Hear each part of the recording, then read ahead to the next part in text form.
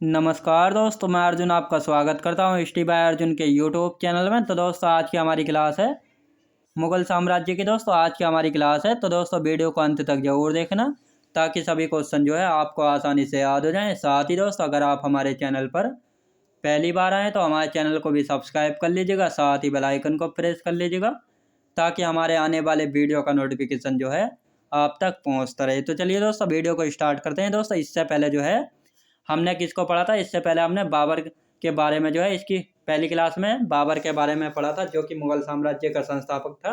वह किन किन परिस्थितियों में जो है भारत आया था और कैसे उसने पानीपत के प्रथम युद्ध में जो है इब्राहिम लोदी को हराकर यानी लोदियों को हराकर जो है भारत में मुगल साम्राज्य की जो है स्थापना की थी। तो इसके बारे में जो है हम कल पढ़ चुके हैं। और बाबर के 4 बेटे थे, हुमायूं, कामरान, हिंदाल और अस्करी, जिसमें से जो है बाबर ने अपना उत्तराधिकारी जो है किसको चुना था, तो हुमायूं को जो है अपना उत्तराधिकारी जो है चुना था। तो आज की क्लास में जो है दोस्तों हम हुमायूं से जो है पढ़ेंगे।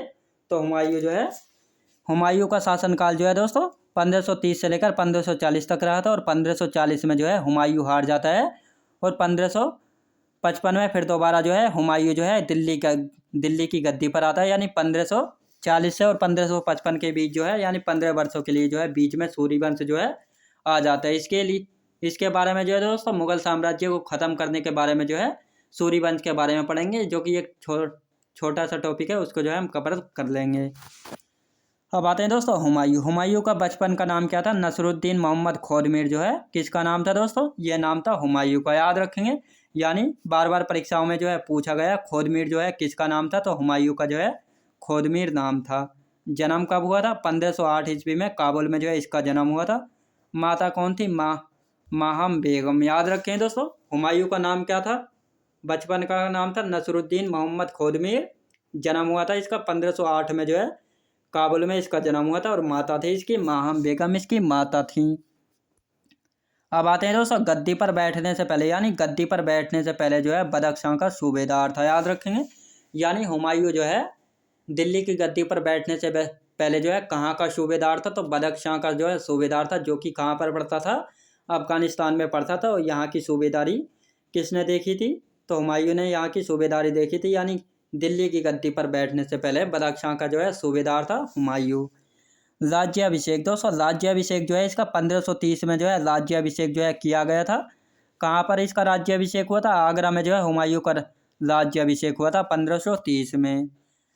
राज्याभिषेक होने के बाद यानी 1530 में इसका राज्याभिषेक हुआ था। फिर अगले ही वर्ष यानी 1531 में जो है इसने कालिंजर दुर्ग जीता, जो कि बांदा यूपी में पड़ता था, कालिंजर का युद्ध, और इसको जो है घेरा था। याद रखें दोस्तों, इसको जो है घेरा था।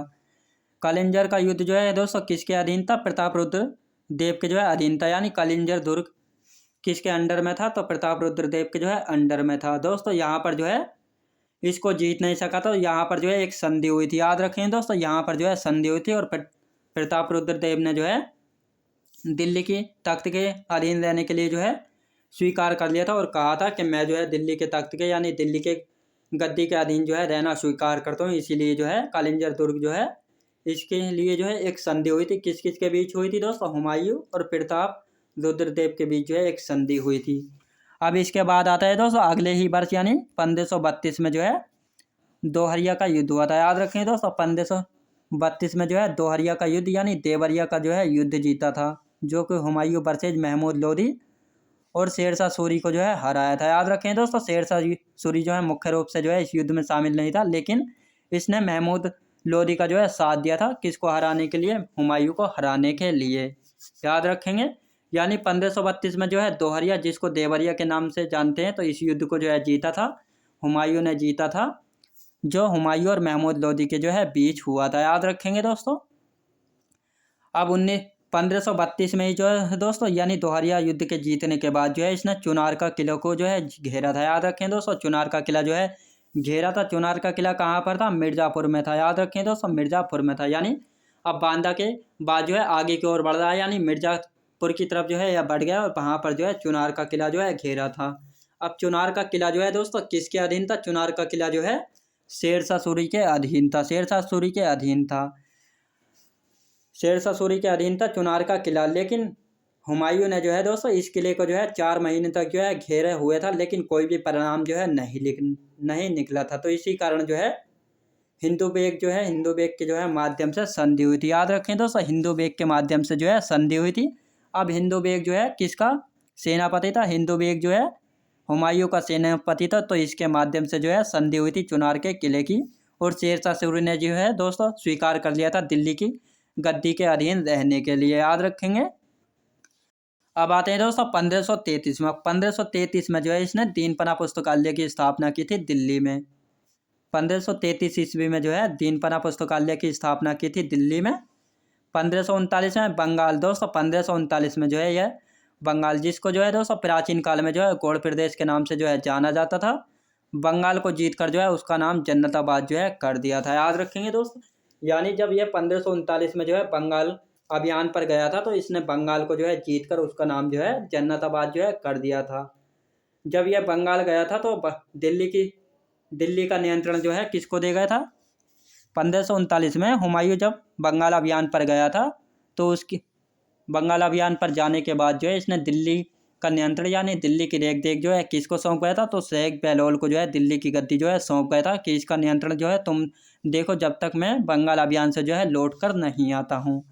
लेकिन हुआ क्या दोस्तों, बंगाल विजय के दौरान जो है हिंदाल कौन था दोस्तों? हिंदाल जो है हुमायूं का भाई था।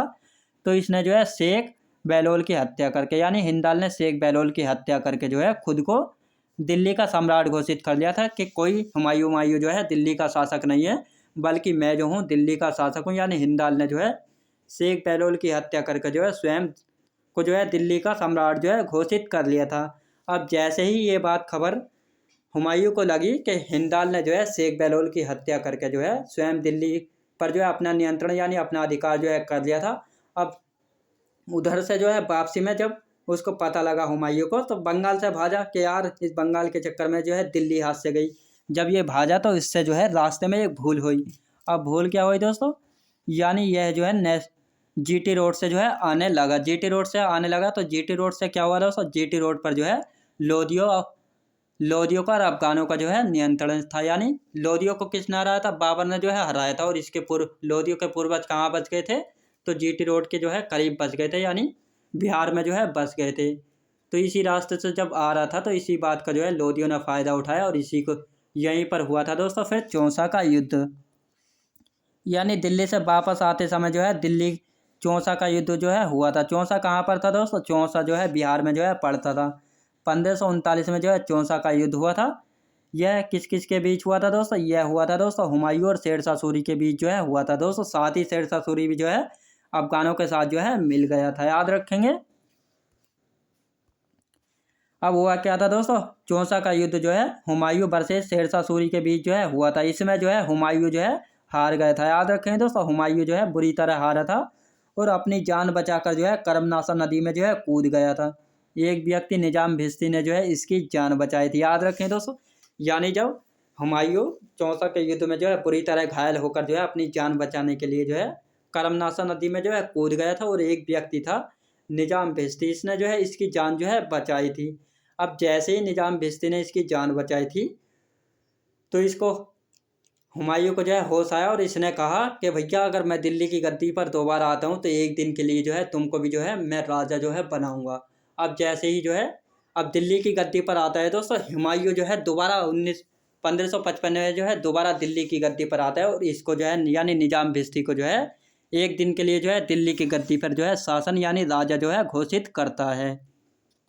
इसका ही दोस्तों छोटा सा एक इम्पोर्टेंट पॉइंट है, चमड़े के सिक्के 2 लोगों ने चलवाए थे दोस्तों। चमड़े के सिक्के जो है 2 लोगों ने चलवाए थे। ये 2 लोग कौन कौन से थे? एक था मोहम्मद बिन तुगलक, जो कि एक सुल्तान था। अगर पूछा जाए कि चमड़े के सिक्के किस शासक ने चलवाए थे तो मोहम्मद बिन तुगलक हो जाएगा। अगर पूछा जाए कि चमड़े के सिक्के किस व्यक्ति ने चलाए थे तो निजाम भिश्ती हो जाएगा।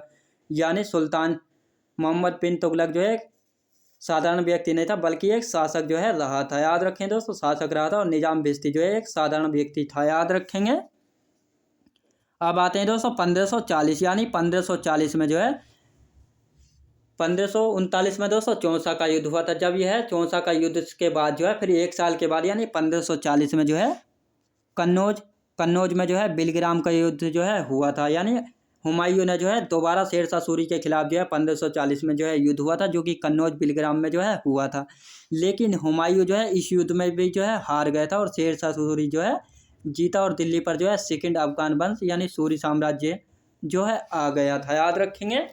यानी इस बार दोस्तों 1540 में जब कन्नौज बिलग्राम का युद्ध हुमायूं हारा, तो इस बार जो है दोस्तों वह भाग कर जो है आगरा गया, आगरा से पंजाब सिंधु गया, फिर इसके बाद जो है अफगानिस्तान ईरान जो है भाग गया, यानी इंडिया से ही जो है भाग गया 1540 के बाद।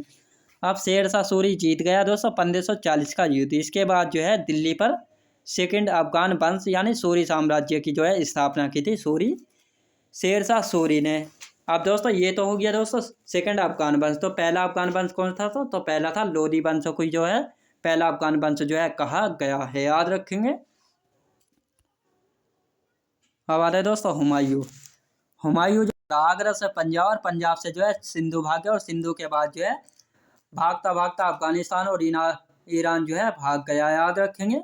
और फिर 1541 में जो है हमीदा बानो बेगम से जो है शादी कर ली और भागती शादी कर ली। इसके बाद जो है यानी 1 साल बाद जो है अकबर का जन्म जो है हुआ, यानी 1542 में जो है अकबर का जन्म हुआ पंजाब में राणा बीरसाल के यहाँ। याद रखेंगे।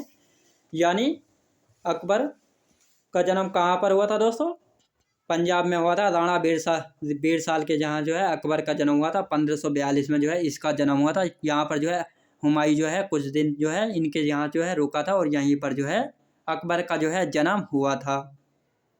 अब वापस में जो है जब हुमायूं जो है अपनी शक्तियाँ मजबूत करके यानी ताकतवर बन के जो है इसने दोबारा जो है वापस आया, यानी 1555 में जो है हुमायूं भारत वापस आया। फिर हुमायूं ने जो है 1555 में जो है मच्छीवाड़ा, जो कि पंजाब में पड़ता है, मच्छीवाड़ा का युद्ध जीता अफगानों से। अब इसका टारगेट जो है केवल अफगान थे। इसने 1555 में जो है मच्छीवाड़ा का युद्ध जो है जीता, जो कि अफगानों के खिलाफ था।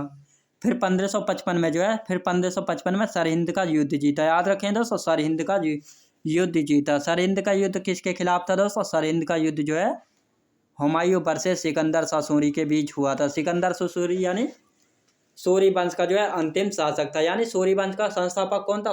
शेरशाह सूरी था। लेकिन शेरशाह सूरी जो है 1555 तक नहीं रहा था, बल्कि 1546 तक जो है गद्दी पर रहा था। और इसके बाद जो है दोस्तों सिकंदर शाह सूरी के बीच जो है 1555 में युद्ध हुआ था, जो कि कौन था दोस्तों? सूरी वंश, शेरशाह सूरी वंश यानी सूरी वंश का जो है अंतिम शासक था। इसको जो है 1555 में जो है हराया था सरहिंद के युद्ध में। सरहिंद के युद्ध यानी इसी युद्ध के बाद जो है हुमायूं ने अकबर को जो है लाहौर का सूबेदार बनाया और 1556 में जो है दीनपना पुस्तकालय में जो है सीढ़ियों से गिरकर जो है हुमायूं की मौत जो है हो गई थी। याद रखेंगे दोस्तों। इसी युद्ध के बाद हुमायूं ने जो है अकबर को लाहौर का जो है सूबेदार बनाया था। याद रखेंगे। और सरहिंद के युद्ध के बाद जो है इसको युवराज जो है घोषित कर दिया था। फिर 1556 में जो है दीनपना पुस्तकालय, जो कि इसने बनवाया था दिल्ली में, इसी की सीढ़ियों से गिरकर जो है हुमायूं की जो है मौत हो गई थी। याद रखेंगे। और जब इसकी सीढ़ियों से गिरकर मौत हो गई तो दोस्तों इसी कारण जो है स्टैनले लैंडपोल ने जो है हुमायूं के जीवन को जो है लड़खड़ाता हुआ जीवन जो है कहा था। अब स्टैनले लैंडपोल ने जो है हुमायूं के जीवन को जो है लड़खड़ाता जीवन क्यों कहा है? क्योंकि हुमायूं जो है अपने जीवन में जो है एक स्थान से दूसरे स्थान पर जो है भागता रहा है।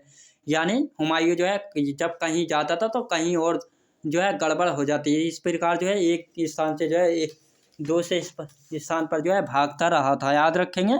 और अंत में भी जो है इसकी मृत्यु जो है सीढ़ियों से गिरकर जो है हुई थी। याद रखें दोस्तों। यानी लुढ़कते फुड़कते यानी लड़खड़ाता जीवन जो है कहा गया है।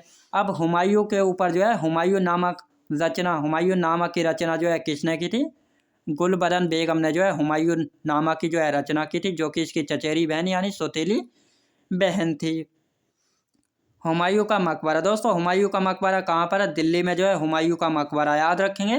कहाँ पर है हुमायूं का मकबरा? हुमायूं का मकबरा कहाँ पर है? हुमायूं का मकबरा है दिल्ली में। हुमायूं रविवार को जो है पीले वस्त्र, शनिवार को काले वस्त्र, सोमवार को सफ़ेद वस्त्र पहनता था। यह ज्योतिष में बहुत विश्वास करता था। याद रखें दोस्तों। हुमायूं जो है ज्योतिष में जो है बहुत विश्वास करता था। यानी मुगल वंश का वह कौन सा शासक था जो कि ज्योतिष में जो है बहुत ज़्यादा विश्वास करता? तो हुमायूं जो है एक ऐसा शासक था मुगल साम्राज्य का, जो कि ज्योतिष में जो है बहुत ज़्यादा विश्वास जो है करता था। और इसी प्रकार जो है हुमायूं रविवार को पीले वस्त्र, शनिवार को काले वस्त्र और सोमवार को जो है सफ़ेद वस्त्र जो है पहनता था। अब आते हैं दोस्तों अकबर, यानी हुमायूं के बाद कौन आता है दोस्तों? हुमायूं के बाद जो है अकबर आता है। अकबर 1556 से 1605 तक जो है गद्दी पर रहता है। जन्म कब हुआ था दोस्तों? अकबर का जन्म हुआ था 1542 ईस्वी में जो है हुआ था। अमरकोट पंजाब में जो है इसका जन्म हुआ था। लाड़ा बीरसाल के जहाँ जो है इसका जन्म हुआ था। बचपन का नाम क्या था? जलाल जो है इसका बचपन का नाम था। और उपाधि क्या थी? अरसा आशियानी जो है इसकी उपाधि थी।